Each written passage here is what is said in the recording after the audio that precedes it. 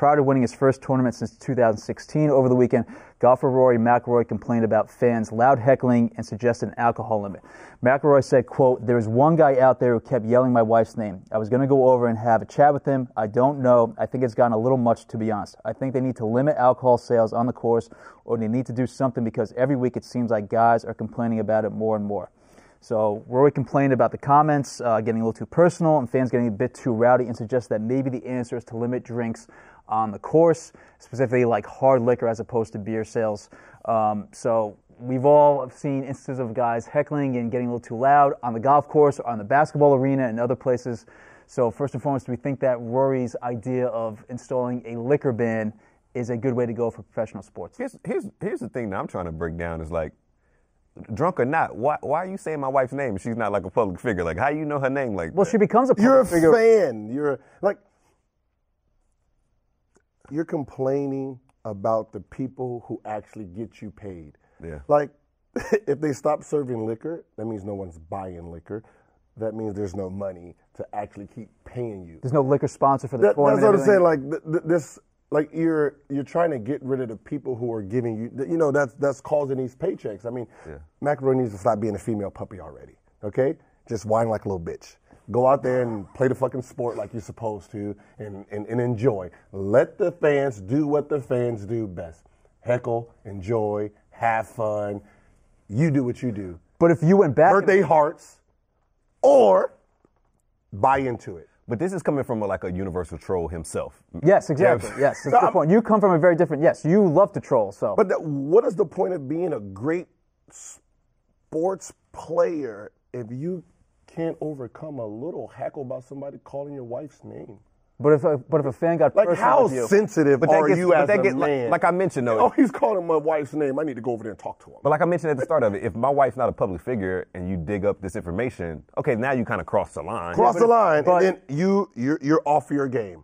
So as you're saying, that's what he wanted. But the second that girl gets with Rory McIlroy, she becomes a public figure. Yeah, so I mean, like But that's what I'm saying. It's like the guy who's there calling, like he's trying to distract Roy because his favorite, player is probably up next or whatever. Like, but you're the same guy that says nothing's off limits. Nothing's off limits. See, like that yeah. No. Nothing's off limits. If I can find, if nothing is off limits. If someone started yelling something about your family, you would just go right back at that person? That's what they paid. They paid their money to come and do that. They got out of the car, they drove, got dressed, paid their ticket, bought their 20 beers, and they paid for access to talk shit about you. So let's say you're courtside. Wear some earphones if you don't want to hear these. Let's say you're courtside of As a player? Should you have free reign to just tell Lonzo whatever the hell you want if you're Yes. I paid fucking $2,000 for these seats. I'm allowed to say whatever the fuck I want. But if you're bringing your kids to the game, you got some guy yelling a bunch of curse words and some other, crazy earmuffs. shit. Earmuffs. Muff them. Muff them. Muff them. And then again, it's Gilbert Arenas. They probably hear that at home. You know what I'm saying? Muff them. They're like, I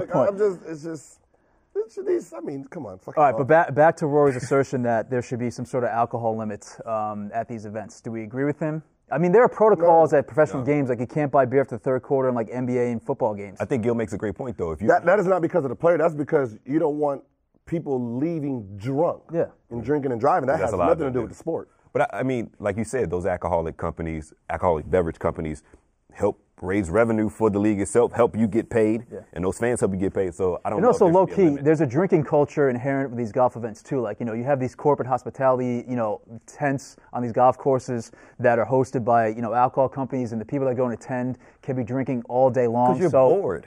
Well, there's that. I mean, the sport is boring. I mean, the sport, the sport is boring. Liquor is helping. I mean, if you're a high level player, you've learned how to block out everything out there. I mean, let's be honest. Like the field, the golf course, the basketball court, that is your safe haven from the outside world where you took all the pain that you had and you narrowed it down to the sport. So you know how to block out everything. Yeah. So if he's hearing his wife's name being called and whatever they're going to say, He's just unfocused at that moment before he's swinging. I mean, Tiger chimed in on all this, and he said, quote, as long as they don't yell during our golf swings, we're fine. They can be raucous. They're having a great time. It's fun. They're having a blast, and hopefully we can execute golf shots. But as long as they don't yell on our golf swings, everything's cool. I mean, but if you had a fan yelling at you drunk from the sidelines, you would go back at them? Me? Yes. If that's my personality in that sport. Yeah. But I did it in the NBA, yes. Plenty of times. Plenty. What was your favorite one? Boston. It's always Boston. It's always That's what I was about to say. You hate Boston. It was always Boston. So I got 2 fouls, and I'm getting heckled. Yeah. Oh, drunk heckled. Some guy in the front row, or? Like 3 rows behind, just going. I mean, you can tell he's drunk as shit. Hardy R's? Yeah, he's not. I mean, yeah. But he's just going back. Like it was just going and going. And I got fed up with it. So I told the security, hey, listen, get him 2 more drinks on me. Hopefully he sleep by the 4th quarter.